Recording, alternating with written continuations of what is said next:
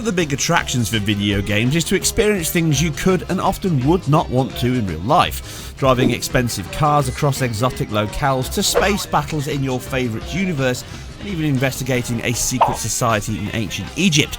Another long-running interest for them has been flight. From planes to helicopters, we have enjoyed many titles that cover simulation to more arcade action.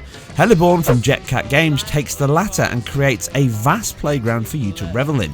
The game is designed around real-life inspired conflicts and mapped terrain over 5 separate maps and many more scenarios. The premise is simple. You can choose from over 40 types across many eras of model helicopters, and these can all be sampled in a single player mode and online multiplayer combat. You can test the vehicle out before you commit to a chopper, and this also allows you to get used to the vast terrain and areas of interest. Now, if this was a flat, empty land, then it would likely not be that much fun, but instead you do have a collection of allied and enemy troops all awaiting you across the ground. From anti-aircraft artillery, tanks and ground troops you have to be aware of below as much as the skies. Some copters even allow you to drop troops off or collect them in a full-on rescue mode, or as I would call it, choplifter mode. It works well, and it shows how slow these vehicles are to turn and to land. Now, beyond the deployment of troops, the mission consists of attacking enemy bases or other air enemies, and these cover previous historical combat periods and locations. The control system is still being improved and refined, but what the game plays like now is a solid mixture of simulation and fun factor, taking into account the 70 types of variables from weight, inertia, momentum and speed, allowing you to choose your preferred chopper from a group of 3 with reconnaissance, assault and attack. These all field control and play with a varied manner and enough strength and weaknesses, meaning that each is a compromise of choice and weaponry. You can sample the various types, with each equipped with the correct weaponry of that machine and era to keep things on the right side of simulation. Just taking off and landing when you're under pressure from fire can be a test all on its own. The entire development team consists of 3 people alone is a testament to them and the Unity engine under its copter blades. Using this engine allowed them to concentrate on making the game rather than coding a brand new engine from scratch, and the quality of helicopter models is of a decent level. You can ogle the design as much as you like, and even though I am as far from a helicopter expert as you could possibly get, I can at least recognise enough of them here from movies and news footage over the years. Anyone with a gaming history as long as mine will also be having flashbacks to Desert Strike from EA, which is a decent comparison to make on the single player side of the game. You can deploy out across set missions, but with a far greater range of freedom, choice and vehicles to accomplish that. The team are also working on expanding the game with free patches, and as we see a good spread of ocean areas, then sea battles could be expanded more along with the land areas, and they could all play a factor in improving the game style. From a visual perspective, it is serviceable. It has a good level of foliage, view distance and some nice lighting touches from sunbloom, and almost a retro style fog layer to reduce the pop-in draw. The vehicles are decently modelled and texture quality is of a varied or decent quality overall. Some of the LOD popping at close range can be a little jarring, as can Shadow Cascade's jumping at times, but taking into account these small bugs, and this is a very small and independent team, it is a pretty robust package that delivers good enough visual quality to never really hamper your enjoyment. Now, flying across the rivers with a swirl of surface disruption feels like a scene from Apocalypse Now. You can also customise the heads up to have all, some or none of the HUD display if you want to admire the views.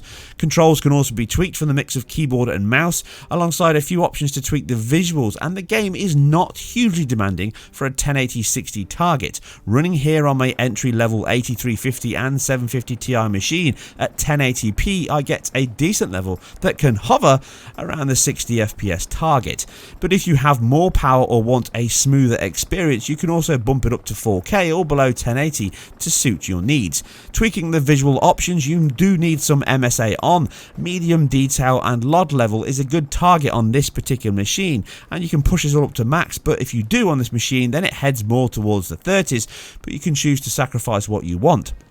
Now, aside the single player and squadron sections, you can create online co-op matches to have friends play and join through the campaign as a squad, or indeed jump into competitive action with other players in some deathmatch type affairs. I would recommend you practice your skills, control and finesse though before doing this, as it can be a very one-sided affair. The game comes from the Steam Greenlight project and has evolved from its early alpha state into a packed game for its £15 or $20 price tag. I got this for review from the team themselves, which I am grateful for. You can also play on Mac and Unix if you are not a PC gamer, which widens its audience still.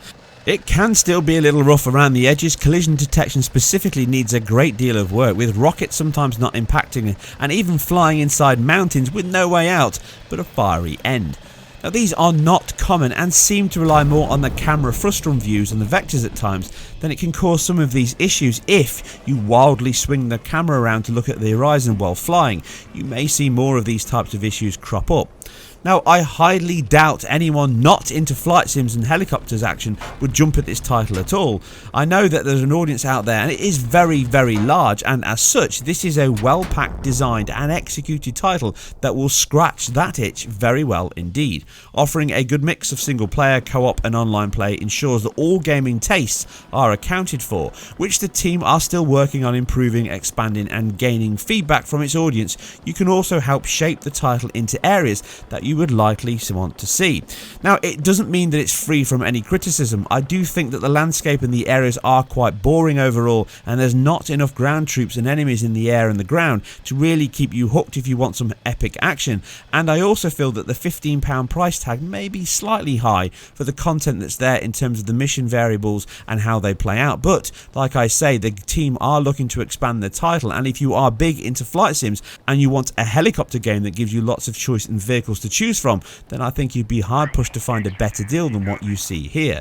It may not be bug free and the most striking helicopter or even Unity game on the market, but none of that distracts from a challenging and well constructed helicopter sim that achieves a healthy balance between simulation and that vital fun factor.